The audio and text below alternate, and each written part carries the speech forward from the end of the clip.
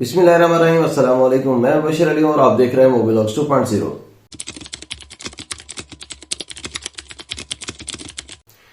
बहुत से लोग जो पाकिस्तान से इंग्लैंड जाना चाह रहे थे, या बहुत से लोग ऐसे जो इंग्लैंड में ऑलरेडी मौजूद हैं और रूल्स चेंज होने की वजह से बहुत ज्यादा परेशान है, वो सोच रहे हैं कि वो कहां पर मूव हो सकते हैं या कौन से कंट्री में जा सकते हैं, कहां पर उनका फ्यूचर सिक्योर हो सकता है इंग्लैंड के बाद।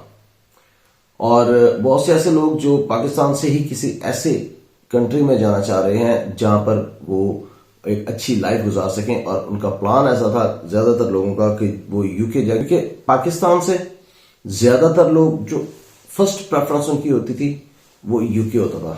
और उसकी रीजन क्या है, यूके के अंडर रहा है ये एरिया, तो पाकिस्तानी जो सबसे पहले निकलते थे वो यहां से प्रदेश जिसको बोला जाता था वो यूके ही था, और यूके ही सबसे पहली प्रेफरेंस होती थी पाकिस्तानियों के लिए खास तौर पर। और उसकी एक और बड़ी वजह इंग्लिश लैंग्वेज थी, और उसके बाद यूरोपियन कंट्रीज जो हैं वो वहां पर इंग्लिश लैंग्वेज उस लिहाज से नहीं है। एक तो वो ऑफिशियल लैंग्वेजेस वहां पे उनकी अपनी है, हर कंट्री में ऑफिशियल लैंग्वेज इंग्लिश नहीं है, किसी किसी कंट्री में बहुत ज्यादा अच्छे तरीके से लोग समझ लेते हैं, और कुछ कंट्रीज ऐसे हैं जहां पर बिल्कुल भी इंग्लिश लैंग्वेज ना होने के बराबर है। और इस वजह से भी यूरोप की तरफ रुझान जरा कम था।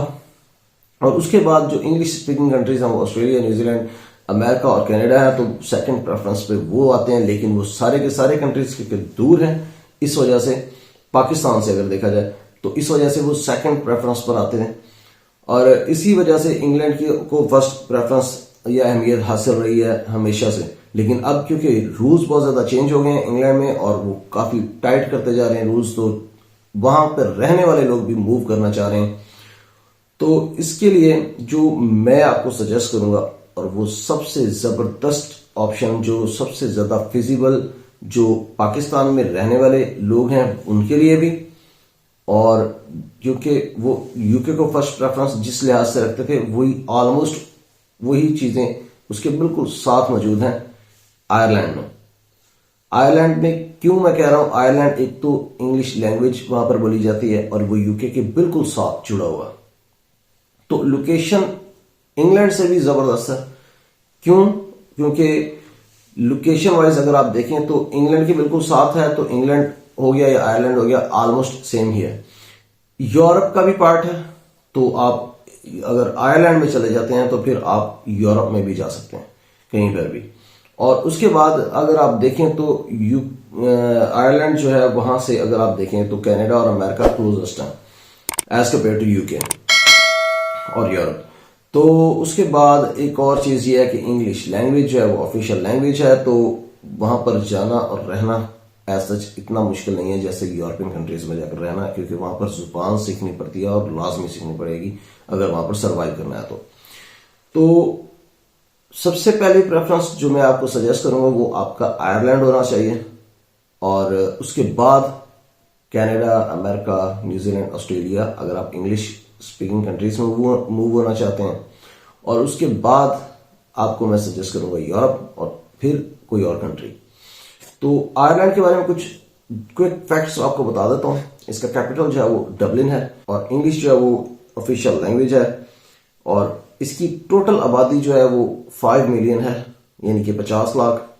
करेंसी इसकी यूरो है, और टाइम जोन इसका जीएमटी है, क्योंकि ये बिल्कुल साथ है इंग्लैंड के, तो जीएमटी इंग्लैंड का टाइम जोन है तो इसका भी जीएमटी है। अब हम बात करते हैं कि इसमें आप कैसे जा सकते हैं। तो इसमें आपको जाने के लिए अगर आप जॉब लेकर जाना चाहते हैं तो उसमें दो कैटेगरीज मेजर हैं, बाकी और भी हैं वर्क परमिट की, लेकिन दो मेजर कैटेगरीज हैं, जो कि एक कैटेगरी है skilled critical skills employment permit program, जिसके ऊपर मैं एक डिटेल्ड वीडियो ऑलरेडी बना चुका हूं। उसका कार्ड इस टाइम आपको यहां पर नजर आ रहा होगा। अगर आप हाईली स्किल्ड वर्कर हैं तो इस वीडियो पर जाएं और उसको डिटेल से देखें, बिल्कुल स्किप मत करें, क्योंकि मैंने एक चीज बहुत ज्यादा नोट की है, और वो ये कि मैं इतनी मेहनत के बाद, इतनी रिसर्च के बाद यहां पर मैं वीडियो बनाकर आपके लिए जब यहां पर अपलोड करता हूं तो वीडियो को लोग बिल्कुल भी डिटेल से नहीं देखते, कंप्लीट वीडियो तो दूर की बात हाफ भी नहीं देखते। और जो चीजें मैंने वीडियो में बताई होती हैं वही आकर कमेंट्स में पूछ रहे होते हैं अक्सर, ये मुझे प्राइवेट मैसेजेस आ रहे होते हैं और वही चीजें वो मुझसे लोग जो हैं, वो व्यूअर्स जो हैं, वो कमेंट्स में या प्राइवेट मैसेजेस में पूछ रहे होते हैं। जो सबसे कॉमन क्वेश्चन है जो मुझसे पूछा जाता है वो ये है कि हाउ टू अप्लाई, कि अप्लाई कैसे करना। और आज मैं आपको एक चीज बताने वाला हूं कि इस पूरी वीडियो का एक ही मकसद है कि हाउ टू अप्लाई, कि आपने अप्लाई कैसे करना है और आपने क्या करना क्या है। और अगर आपने वीडियो नहीं देखी या आपने वीडियो देखी है तो थोड़ी सी देखी है और बेसिक थीम ही आपको नहीं पता चला, तो फिर मेरे वीडियो बनाने का कोई फायदा नहीं है और ना ही आपके देखने का। तो मेरी आपसे गुजारिश ये है सबसे कि अगर आप वीडियो देख रहे हैं और आपका वाकई इंटरेस्ट है कहीं पे जाने का किसी और मुल्क में और वहां जाकर सेटल होने का, और आपने एक वीडियो को प्ले कर लिया है, तो फिर वो उस वीडियो को आप कंप्लीट देखें बगैर स्किप किए हुए, ताकि आपको समझ आ सके कि आपने करना क्या है। अगर मैंने हर बंदे को इंडिविजुअली बताना है कि उसने क्या करना है, तो फिर वीडियो बनाने का तो मकसद ही बहुत हो गया। तो होपफुली आपको ये बात मेरी समझ आ गई होगी। इसलिए नेक्स्ट टाइम कोशिश किया करें कि स्किप ना करें वीडियो को, उसमें आपको सारा कुछ आपके फायदे के लिए ही होता है।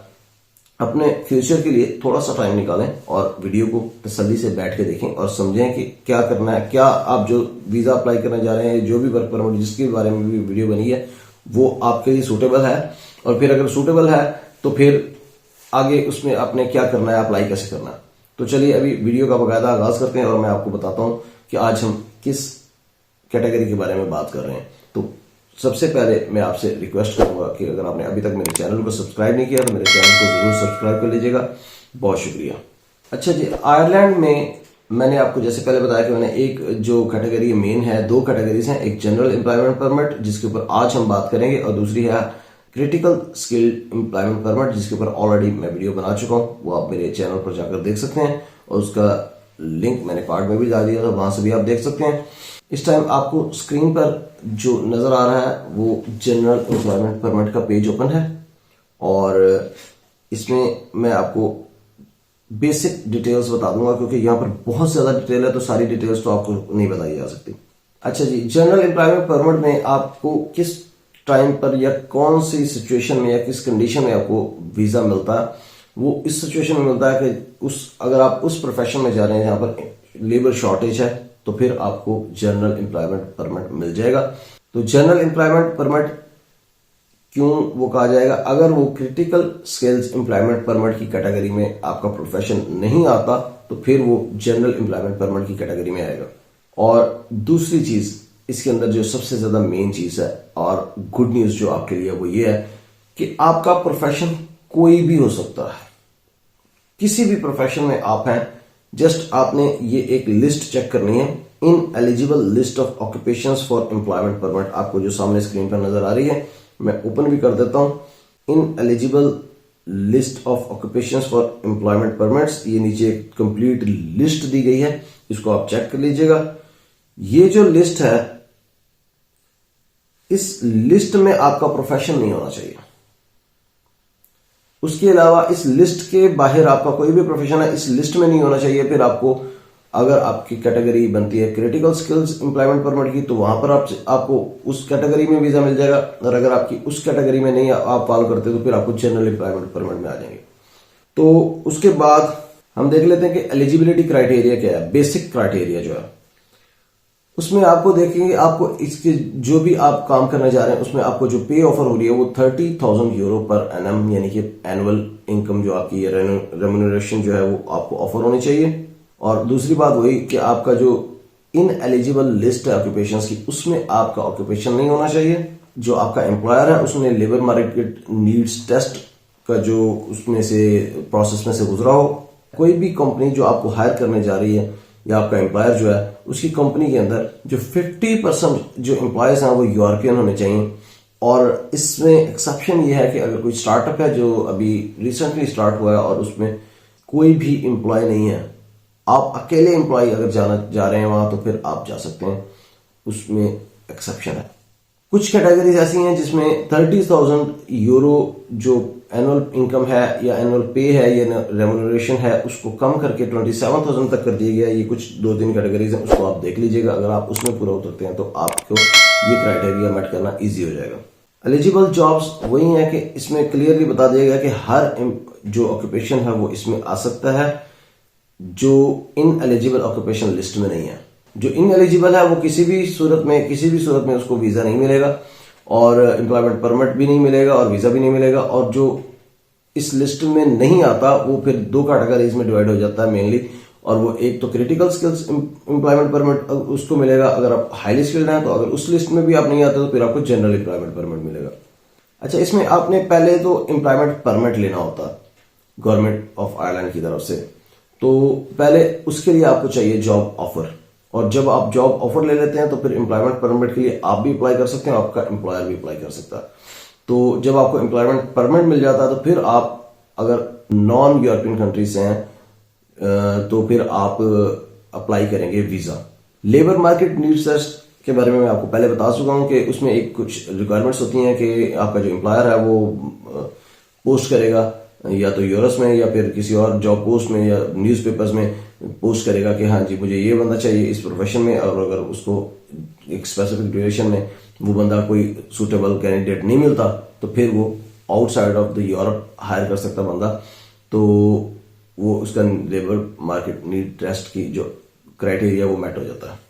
कुछ ऐसी कैटेगरीज हैं जिसमें लेबर मार्केट नीड्स टेस्ट की जरूरत नहीं होती और उसमें जो प्रोमिनेंट है वो यही है कि अगर आप हाईली स्किल्ड वर्कर हैं तो क्रिटिकल स्किल्स एम्प्लॉयमेंट परमिट आपको मिलेगा। तो उस कैटेगरी में अगर आप फॉल करते हैं तो फिर आपको लेबर मार्केट नीड टेस्ट की जरूरत नहीं है। और बाकी जो है उसमें एक मेजर कैटेगरी है कि अगर आपका क्रिटिकल स्किल्स एम्प्लॉयमेंट परमिट में भी नहीं आ रहे और आप जनरल कैटेगरी में आप आ रहे हैं लेकिन आपकी जो पे है वो 64,000 यूरो पर एनम है, यानी एनुअल इनकम इतनी है 64,000 यूरो, तो फिर आपको लेबर मार्केट नीड्स टेस्ट की जरूरत नहीं है, आप एग्जाम्प्ट है फिर उससे। और ये 50-50 रूल वही है जो आपको मैं पहले बता चुका हूं कि यूरोपियन कंट्रीज के 50% एम्प्लॉयर्स होने चाहिए और उसमें एक्सेप्शन क्या है वो भी आपको मैं बता चुका हूं और 1-2 और एक्सेप्शन हैं वो आप देख सकते हैं, आप डिटेल से चेक कर लीजिएगा। हाउ टू अप्लाई में भी आपको मैं पहले बता चुका हूं कि आपने सबसे पहले एक जॉब ढूंढनी है और जॉब के लिए मैं आपको वेबसाइट्स बता देता हूं। वहां पर जाएं, जॉब सर्च करें, जॉब ढूंढें, अगर आपको जॉब मिल जाती है तो जॉब ऑफर आपको मिल जाएगी। उसके बाद एम्प्लॉयमेंट परमिट पे अप्लाई करें और एम्प्लॉयमेंट परमिट लें और उसके बाद वीजा लें और फिर आयरलैंड चले जाएं। यहाँ पर उन्होंने कहा कि as of 22 December 2023 we are processing applications received on the following dates for the specific types of applications. तो क्रिटिकल स्किल्स एम्प्लॉयमेंट परमिट की जो एप्लीकेशन उनके पास रिसीव हुई है 22 नवंबर 2023 को वो प्रोसेस हो रही है 22 दिसंबर को, तो तकरीबन 1 महीना टाइम इसमें लग रहा है। और अगर आप critical skills employment permit applications को देखें जो ट्रस्टेड पार्टनर्स की हैं तो वो 11 दिसंबर को जो एप्लीकेशन आई है वो प्रोसेस हो रही है तकरीबन 10 दिन के बाद, तो विद इन 10 डेज प्रोसेसिंग उसकी स्टार्ट हो गई है। और इसमें न्यू एप्लीकेशंस और परमिट टाइप्स एक्सक्लूडिंग क्रिटिकल, तो वो नॉर्मली 24 नवंबर को जो एप्लीकेशन आई है उसमें भी 1 मंथ लग रहा है, लेस देन 1 मंथ है ऑलमोस्ट।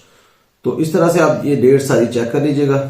इमिग्रेशन एंड रजिस्ट्रेशन, तो यहाँ पर वही बात है कि apply for visa to enter Ireland, तो आपने जब आपको एम्प्लॉयमेंट परमिट मिल जाता है तो फिर आपने अप्लाई करना है वीजा और उसकी डिटेल्स जो है वो यहाँ पर चेक कर सकते हैं आप। नॉर्मली जो यूरोप में चलता है शॉर्ट स्टे वीजा और long stay visa D visa बोला जाता है, तो यहाँ पर भी long stay visa D visa बोला जाएगा और इसके लिए आप अप्लाई करेंगे। और आपको जो क्रिटिकल स्किल्स एम्प्लॉयमेंट परमिट में आपको फर्स्ट 2 इयर्स का वीजा मिलता है और उसके बाद आप एलिजिबल हो जाते हैं परमानेंट रेजिडेंस के। और जो जनरल कैटेगरी है उसमें आपको 2 इयर्स का वीजा मिलता है जो रिन्यूएबल होता है 3 इयर्स के लिए और टोटल 5 इयर्स आप जब वहां पर काम कर लेते हैं तो उसके बाद आप एलिजिबल हो जाते हैं पीआर के। अब आ जाती है आपकी फैमिली। अगर आप जनरल कैटेगरी में वर्क परमिट लेकर गए हैं तो फिर आप क्या अपनी फैमिली को लेकर जा सकते हैं, तो उसमें एक कंडीशन यह है कि जब आपको वर्क परमिट इशू किया जाएगा तो उसके ठीक 1 साल बाद आप अपनी फैमिली को लेके जाने के एलिजिबल हो सकते हैं। और जो जनरल कैटेगरी में आपके जो डिपेंडेंट्स होंगे, आपकी फैमिली के मेंबर्स जो होंगे, वो ऑटोमेटिकली उनको फैमिली बेस पर, डिपेंडेंट बेस पर वर्क परमिट नहीं मिलेगा। हाँ, वो अगर जॉब ढूंढ लेंगे तो अपनी सेपरेट अपने बेस के ऊपर वो वर्क परमिट अप्लाई कर सकते हैं और ले सकते हैं। अच्छा, इसमें एक और चीज भी है कि आपने जब आपका वर्क परमिट मिल जाता, वीजा मिल जाता, आप आयरलैंड में चले जाते हैं, तो आपने वहां पर जाके खुद इनके जो गवर्नमेंट उनके जो इदारे हैं वहां पर उसमें रजिस्ट्रेशन जरूर करवानी है। अगर आप फौरी तौर पर रजिस्ट्रेशन नहीं करवाते तो फिर जब आपको पीआर मिलनी है या नेशनैलिटी मिलनी है उसके अंदर मुश्किलात आपको आ सकती हैं। तो ये आपने बात खास तौर पर ख्याल रखना है इस बात का। आपको 5 साल हो गए तो फिर आप स्टैम्प 4, ये कैटेगरी है एक वीजा की, तो उसके ऊपर अप्लाई कर सकते हैं। और स्टैम्प 4 के अंदर आप काम कर सकते हैं विदाउट वर्क परमिट, और 5 साल के बाद आप वैसे भी नेशनैलिटी के लिए भी अप्लाई कर सकते हैं। सिटीजनशिप बाय नेचुरलाइजेशन इसको कहते हैं। इसको भी आप लिंक सामने अवेलेबल है, आप इसको जाकर चेक कर सकते हैं। अच्छा, इसमें आप चेंज भी कर सकते हैं जॉब, और अगर आपकी जॉब चली जाती है तो आप न्यू एम्प्लॉयर भी ढूंढ सकते हैं, स्पॉन्सरशिप न्यू भी ले सकते हैं, और वर्क परमिट आपको न्यू लेना पड़ेगा। अच्छा, यहाँ पर आपको फी शो करवा रहा हूं मैं कि फी जो है आपको कितनी देनी पड़ेगी। जो 6 माह के लिए या 6 मंथ्स के लिए जो वर्क परमिट आपको इशू किया जाएगा उसकी 500 यूरो फी है, और अगर आपको अप टू 2 इयर्स का आपका वर्क परमिट है तो उसकी 1000 यूरो फी है। और उसमें एक कैटेगरी और है कि जब आप रिन्यू के लिए जाते हैं, रिन्यूअल के लिए जो 750 फी है अप टू 6 मंथ्स, और अप टू 3 इयर्स आपकी 1500 यूरो फी है। अगर रिफ्यूजल हो जाता है आपका तो फिर आपको 90% फी रिफंड हो जाएगी। और इसमें वही केस है जैसे मैंने आपको पिछली वीडियो में क्रिटिकल स्किल्ड एम्प्लॉयमेंट परमिट वाली वीडियो में, आयरलैंड की वीडियो में मैंने बताया था कि जो 90% जो रिफंड होगा वो एम्प्लॉयर को कभी नहीं मिलेगा। इवन एम्प्लॉयर ने पे किया हो आपके बिहाफ पर तो भी एम्प्लॉयर को नहीं जाएगा, वो एम्प्लॉय को ही रिटर्न होगा, एप्लीकेंट को रिटर्न होगा। तो अगर वो आपका एम्प्लॉयर पे करता है तो आप उससे डिसाइड कर सकते हैं कि हाँ, अगर खुदा ना खास्ता एप्लीकेशन रिफ्यूज हो जाती है तो जो रिफंड आएगा आप उसको वापस कर देंगे। तो इस सूरत में आपका एम्प्लॉयर भी आपकी फी पे कर सकता है। अब मैं आपको बताता हूं वेबसाइट्स जहां पर जाकर आप जॉब सर्च कर सकते हैं और अप्लाई कर सकते हैं।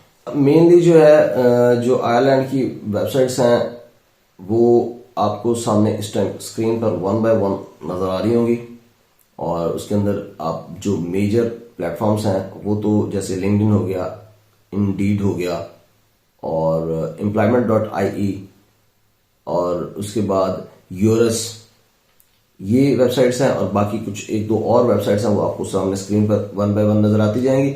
ये सारी की सारी वेबसाइट्स जो हैं वो वहां पर जाएं आप और अपनी जॉब सर्च करें अपने जो रेलेवेंट फील्ड में और अप्लाई करें, जॉब सिक्योर करें, जॉब ऑफर लेटर लें, उसके बाद वर्क परमिट लें, वीजा लें और आयरलैंड मूव हो जाएं। जितना जल्दी हो सकता है मूव हो जाएं, आपके लिए उतना ही अच्छा है। फ्यूचर सिक्योर करें, टाइम बहुत क्रिटिकल चल रहा है पाकिस्तान में भी और खासतौर पर यूके में भी। तो अगर आपको ये वीडियो पसंद आई है तो लाइक शेयर सब्सक्राइब करना मत भूलिएगा। शेयर खास तौर पर कर दीजिए करें, सदका जारिया समझकर, हो सकता है आपकी एक शेयर से किसी का भला हो जाए। और मेरे चैनल को सब्सक्राइब करना मत भूलिएगा। अपना बहुत सा ख्याल रखिएगा और मुझे दुआओं में याद रखिए। बहुत जल्द आपसे मुलाकात होगी इंशाल्लाह एक नई वीडियो में किसी नई अपडेट और अपॉर्चुनिटी के साथ। तब तक के लिए इजाजत दीजिए। अल्लाह हाफिज।